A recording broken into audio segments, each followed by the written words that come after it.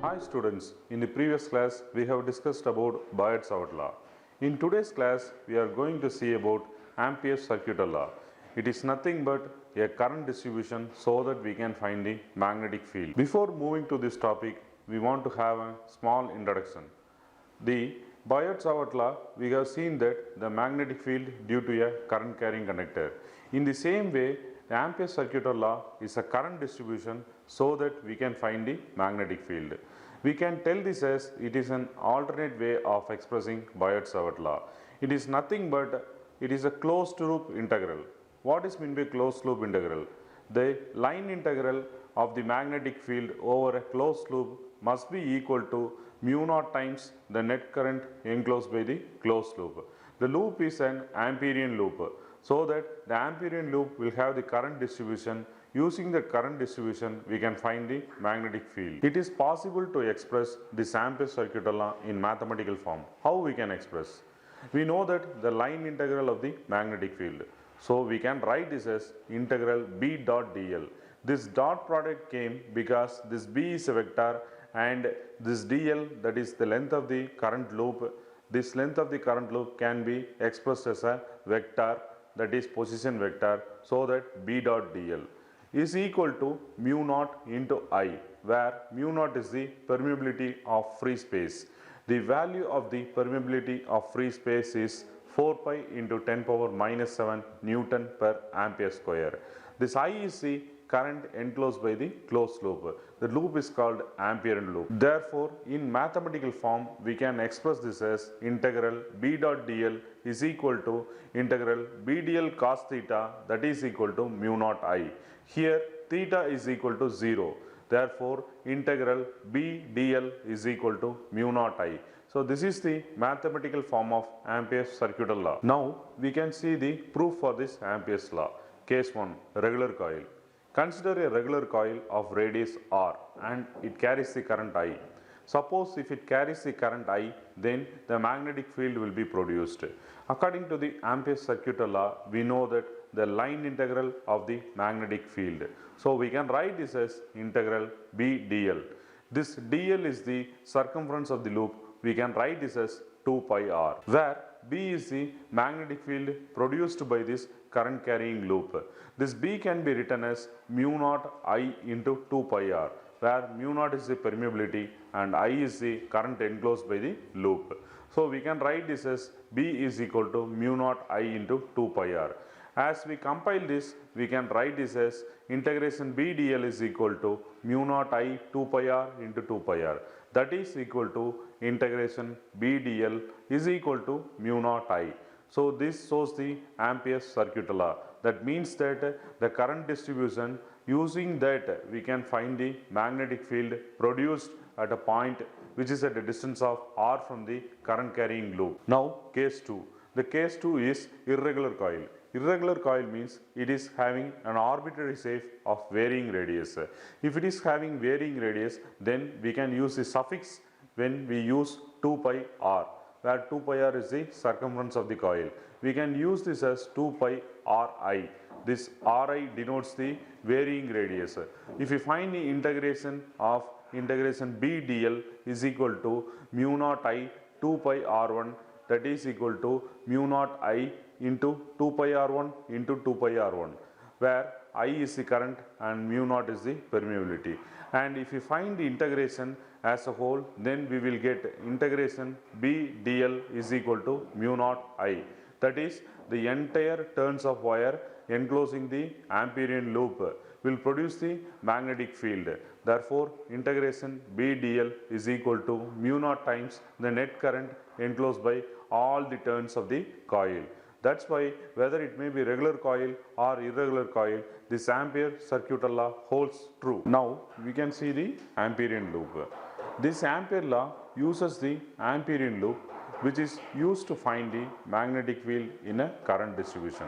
So we want to construct a Amperian loop, whether it should enclose the current carrying coil. If it encloses the current carrying coil, then each point on the Amperian loop maybe we can find the magnetic field.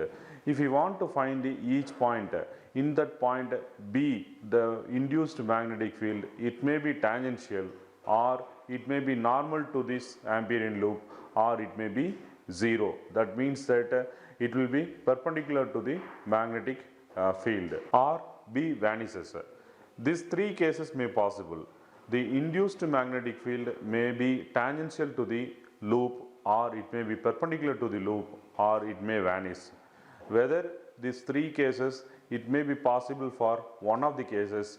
If it is possible, then the line integral B dl will be equal to mu naught I. So we want to construct the Amperian loop. In Biot-Savart law, it defines the magnetic field of a current carrying wire, but using Ampere's circuital law, we can find the magnetic field due to the current carrying loop. So this Ampere's circuital law has high symmetry when compared to the Biot-Savart law. Now we can have a small summary about this Ampere's circuital law.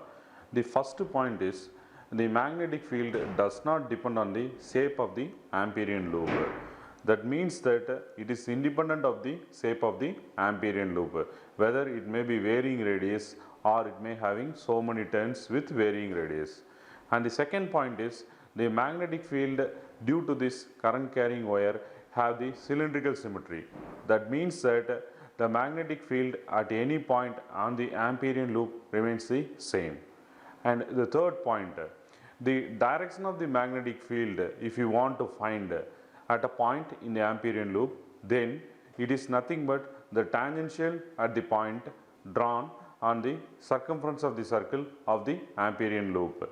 This gives the direction of the magnetic field. In the other way, if we want to find the direction of the magnetic field due to the current carrying loop, we can use the right hand thumb rule. That means that the extended thumb denotes the current carrying wire, and the rest of the fingers curling this thumb will denote the direction of the rotation of the magnetic field. If we keep like this, the direction of the magnetic field is clockwise, and if we keep like this, the direction of the magnetic field is anti-clockwise. So we can find the magnetic field, that is direction of the magnetic field, using right hand thumb rule. Now we can extend this Ampere's circuital law to find the magnetic field due to a long solenoid. Now let us consider a solenoid having so many turns. The solenoid is nothing but long helix coil which is having so many number of turns with radius r, and the length of the coil is L. Suppose if you want to find the magnetic field due to the current carrying solenoid, we want to construct an Amperian loop. The Amperian loop will be perpendicular to the axis of the coil, and the side of the Amperian loop will have the edge length L. These two sides will be parallel to the axis of the coil, and the other two sides will be perpendicular to the axis of the coil.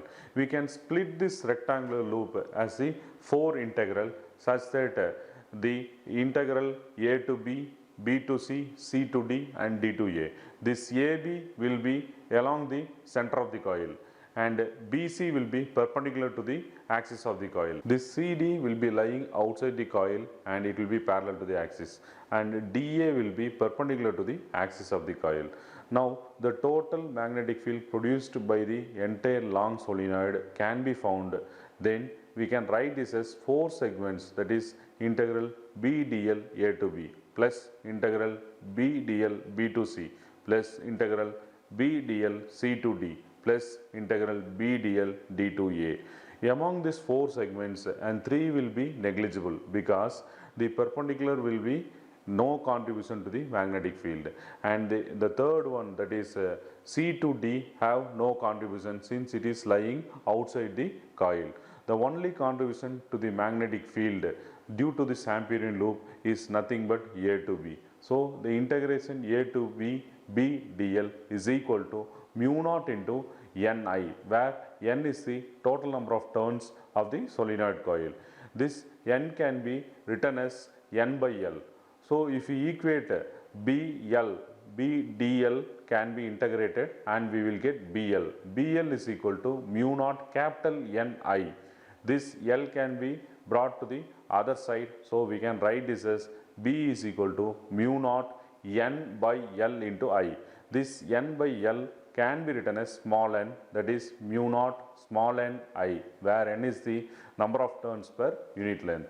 That's why due to the long solenoid, the magnetic field will be equal to B is equal to mu naught Ni. The entire contribution will be along the axis of the coil. So the current carrying solenoid will produce magnetic field along the axis of the coil, and it will be similar to that of the field produced by the bar magnet. Now we can extend this Ampere's circular law to toroid. What is toroid? A toroid is a circular ring that it consists of a core in which the wire is wounded on this core. The wire will be carrying current I. Suppose if the radius of this wounding wire is R, then the circumference will be 2 pi r. If it carries current I, then a magnetic field will be produced along the center of the toroid.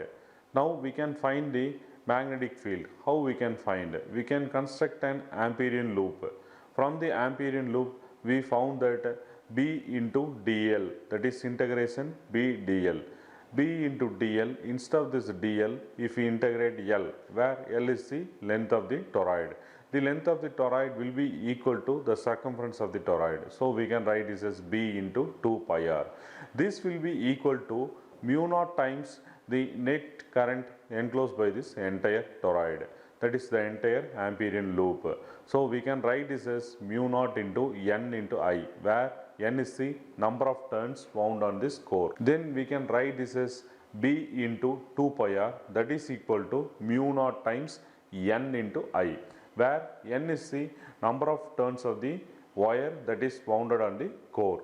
So we can write this as B is equal to mu naught Ni by 2 pi r. This mu naught is nothing but permeability of free space. Here a core is there, and over the core only the wire is wounded. So this permeability of free space cannot be used. We can use permeability of the core medium. That's why we can write this as B into 2 pi r is equal to mu into Ni, where mu is the permeability of the core material. Therefore B is equal to mu naught Ni by 2 pi r. So this is the magnetic field produced by the toroid. So it is possible to extend the Ampere's circular law to find the magnetic field produced by the toroid. Let's come to the end of the session, and I hope you understood about the Ampere's circular law and the extension of the law to various cases. In the upcoming session, we are going to see about Coulomb's inverse square law for magnetism. Thank you.